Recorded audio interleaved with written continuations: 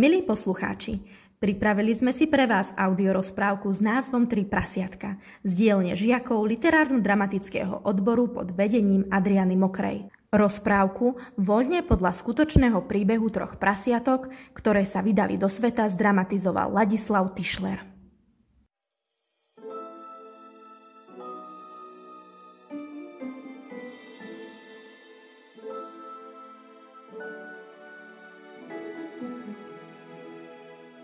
Kde bolo, tam bolo, za 7 horami a 7 dolinami, kde sa piesok lial a voda sypala, kde už ani vtáčika letáčika nevídať, mochy sa otáčajú v domienke, že práve tu je ten spomínaný koniec sveta a líšky vedia nielen rozprávať, ale aj dávať ľuďom dobrú noc, žili v jednom domčeku so svojou starostlivou mamičkou 3 mladé prasiatka. Nif, ňaf a ňuf. Mamička Amália sa o nich každý deň príkladne starala, dokonca až tak príkladne, že niektorí nestranní pozorovatelia a rodinní príslušníci prasacej obce mali pocit, že ich až rozmaznáva. Každý deň totiž vstávala skoro ráno a varila, prala, štrikovala, háčkovala, zavárala, vyvárala, žehlila, nakupovala, vysávala, zametala, utierala, prášila, šila a vyšívala, len aby jej drahé deťúrence sa mali ako v bavlnke. Prasiatka rástli a rástli, až jedného dňa prasacia mamička zistila, že vyrástli. Jedného dňa sa Amália pozerá na svojich synčekov a neveriacky krúti hlavou. Aj, čo to? Veď tí moji synčekovia sa už ani nezmestia do svojich postielok. Jednému vytrča z postielky noha, druhému zase ruka a tomu tretiemu, veď to je ale rypáčik. Veď ja som pri toľkej práci ani nepostrehla, kedy mi tí moje loptoši stihli takto vyrásť. Ale čo teraz, keď sú už takí veľkí? Že by už bolo naozaj na čase, aby opustili svoj rodný domček a vydali sa do sveta na skúsi. Že by už bolo naozaj na čase, aby sa usadili niekde inde ako v obývačke pred televízorom a namiesto založených rúk si založili rodiny. Ale o koho sa potom budem starať ja nešťastná Amália? Veď potom jej zostane už len starať sa sama o seba a svoje šťastie. Nuž, ale podľa zažitých pravidiel rodiny, výchovy a vychovávania zapísaných tučnými písmenami v encyklopédii života, to tak musí byť. Jednoducho, či chcú, či nechcú, budeme ich musieť z tej obývačky vypodiť. Vstávať! Počujete, synčekovia moje premilaní? Vstávať! Už je obed. Joj, čo sa deje? Mama, veď je ešte len 1 hodina. Čo nás napadla svorka vlkov, či prečo tak strašne kričíš? Vstávať! Ide sa do práce, do sveta. Mama, čo sa ti robí? Mama. Povedala som, nič sa nedá robiť. Prerástli ste svoje detské postielky a podľa všetkých zažitých zvykov sa musíte vydať do sveta na skúsi. Do sveta? A na čo? Do sveta? Veď nám je lepšie tu, vo vyhriatej postielke. Mamička, vidíš sa toľko nehnevaj a neubližuj nám toľko. To by si chcela zobrať na svedomie vyhnať nás takto proti noci do dažďa a fujavice? Aby nás tam niečo zožralo? Aby nás niečo unieslo? Aby nás niečo okradlo? Omámilo? Či ozbíjalo? Otrávilo? Či okabátilo? A dosť! Všetci okamžite vstaňte z tých malých postelí, lebo vás nielenže pošlem do sveta, ale vám ani nezabalím 10. a možno ani 20. A tak milé malé prasiatka, chtiac alebo nechtiac, sa museli vyumývať, vyčistiť si svoje zuby, naraňajkovať sa, oblieť si turistické oblečenie a obuť túlavé topánky. Mamička im medzi tým, ako si utierala slzy ako hrachy, za ktoré by sa nemusel hanbiť ani krokodíl zo zoologickej záhrady, nabalila výslužku na cestu, v rýchlosti si spomenula, ako drahé prasiatka vyrastali a každému pribalila 3 mince ako základ ich rodinného imania. S Bohom, moje drahé prasiatka, dávajte si vo svete na seba pozor a pomáhajte si. Áno, mamička. Budeme. Budeme si na seba dávať pozor. Poďme, bračekovci, cítim v kostiach, že nás čaká veľké dobrodružstvo.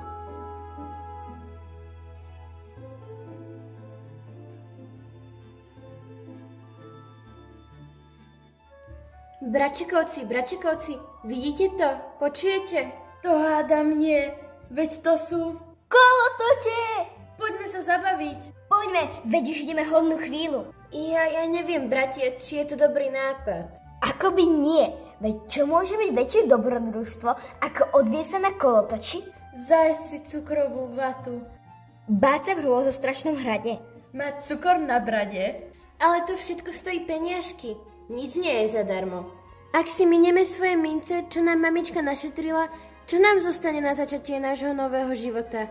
Za čo si postavíme naše nové príbytky, naše domčeky, naše chlieviky? Ale prosím ťa, veď neminieme všetko. Veru, braček má pravdu. Máme viac ako potrebujeme a na čo budeme spomínať na naše staré kolená? Ja si chcem najskôr poriadne užiť život, nech viem ako chutí. Presne, nech vieme ako chutí. Ty, ak nechceš vedieť ako chutí, môžeš nás tu počkať. A môžeš sa aj unudiť. Že nudiť, že užívať život. Ja si tu pekne počkám. Aj tak mi je z tej cukrovej vaty na druhý deň zle a s kolotočou ma bolí hlava. Že nudiť, si tu takto pekne sadnem a môžem si napríklad čítať. Čo mi to tu mamička zabalila? Kto chytá v žite? V žite! Takto sa teším do žita. Pri čítaní čas letí ako splašené kone. V knihe nájdem všetky túžby, všetky vône. A bez bolenia hlavy.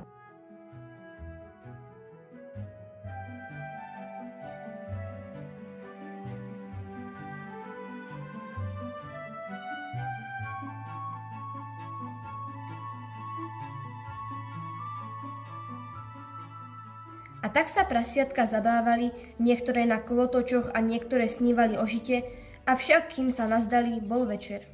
Joj, to bola jazda. Joj, či jazda, ale ja som sa aj cukrovej vaty najedlo, až sa mi točí hlava. Pozri, nedokáže mi ani rovno. Ja už tiež nevládzem urobiť ani krok. Ahojte, bratčekovia, tak ako? Dobre. Môžeš ľutovať. Tak, môžeš ľutovať. Pozri, ako sa mi točí hlava. Ja som sa zas tak najedlo, že ani chodiť neviem a musím sa gúľať. No, vidím. Najvyšší čas, aby sme išli ďalej. Kým sa zotmie, mali by sme si niekde nájsť miestočko, kde prenocujeme. Dobre. Choďte, ja sa za vami budem gúľať. A tak prasiatka išli po cestičke, až nakoniec našli pole, na ktorom boli kopy sena. Po takomto únavnom dni to bola pre prasiatka najmäkšia postielka. Tvrdo zaspali a snívalo sa im o kolotočoch, kopách cukrovej vaty a o žite.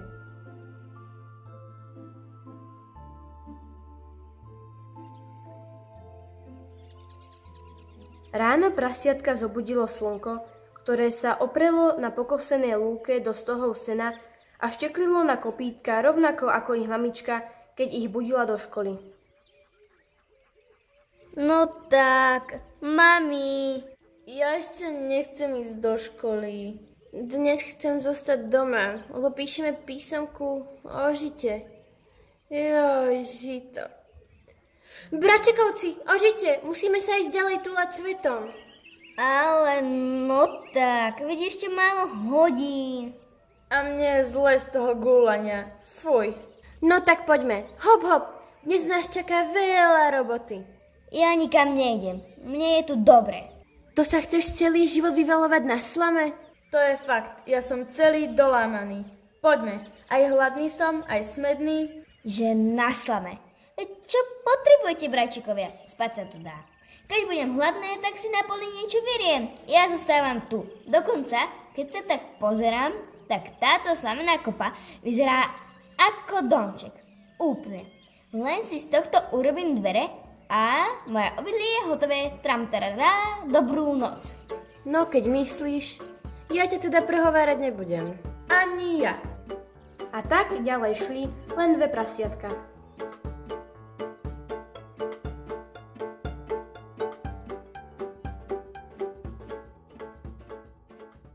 Dobrý deň, dobrí ľudia.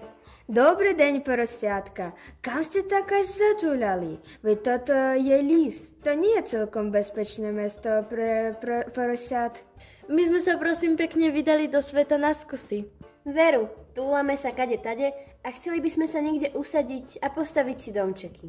Joj, ale na domčeky potrebujete toho veľa. To nie je len tak. Hlína, pisok, cement a samozrejme drevo. Máte na to všetko peniaze? Máme, mamička nám našetrila. No, našetrila. Aj keď... Aj keď čo, prosia? No, niečo sme už minuli na spoznávanie sveta. Jaj, tak tomu veľmi dobre rozumiem. Tak si postavte domček z dereva.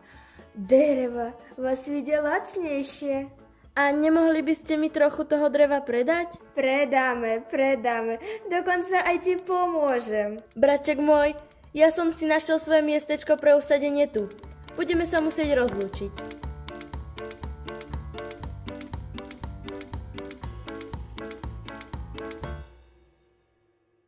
A tak sa ďalej po cestičke vydalo už len jedno prasiatko. Cesta viedla do nedalekého mesta a keďže si prasiatko ušetrilo všetky mince, čo mu mamička dala, kúpilo si tehly, kamene, cement, drevo, škrydly, piesok a postavilo si domček, ktorému široko ďaleko nebolo páru. A tak si žili prasiatka vo svojich domčekoch a tešili sa, ako je na svete krásne a boli by si žili v pokoji, lenže tak, ako to chodí, každé prasiatko je v živote skúšané a naše prasiatka prišiel vyskúšať v živote zlý, vychudnutý, vyhladnutý, vypelíchaný, všetkými masťami mazaný, nábojmi a životom ostrielaný vlk.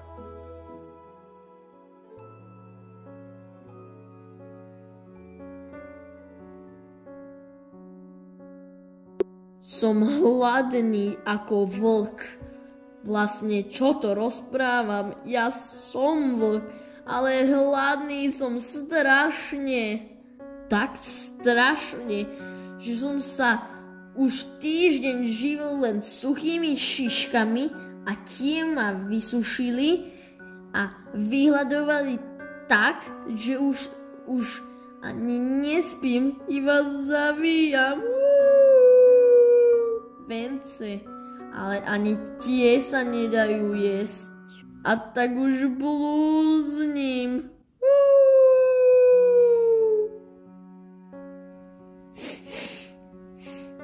Čo to tu cítim? Akoby nejaká prasačinka mi tu vonia. Že by to už boli tie halucinácie z hlasu. Že by už som umieral. Ak zomriem, nespomínajte na mňa v zlom a pochovajte ma pod mesiacom. Čo toto je? Haló, dobrí ľudia, prichýlte unaveného pútnika prenocovať. Tu prasiatko, už je neskoro večer a moja mamička mi hovorila, že nesmiem otvárať domček len tak kadikomu. Choď ďalej, putník v miery. Ja ti dám kadikomu, ale no tak. Dobré prasiatko, pusti ma. Chcem len prenocovať. Dobrý človek pocestný, nepustím, bojím sa cudzích. Ale už mám toho dosť. Ak ma nepustíš, tak ti tú starú barabizňu sfúknem z povrchu zemského. Nepustím! Vlk sa nadýchne, vyfúkne zo seba strašnú výchricu. Vlk odfúkol slamený domček, avšak slama ho celého dopichala, čím prasiatko získalo chvíľu potrebnú na útek. Pomoc, braček môj dobrotivý, otvor mi svoj drevený domček, náhaja ma zlý, vypelichaný, hladný a prefíkaný vlk. Braček mu otvoril dvere práve včas a vbehol do domčeka. A vlkovi tesne pred nosom zabuchli veľké dubové dvere. Au, čo ste sa zbláznili? Ja som si myslel, že sa iba hráme na naháňačku. Au, môj nos. Pustite ma, nech si ho aspoň trochu ošetrím. Nepustíme, ty si zlý vlk. Učili sme sa o tebe v škole a aj v rozprávke sme si o tebe čítali. V jakej rozprávke? O červenej čiapočke. A aj o kozliatkách. Ale prosím vás, milé prasiatka, to sú len ohovárania a táraniny. Otvorte mi a porozprávame sa.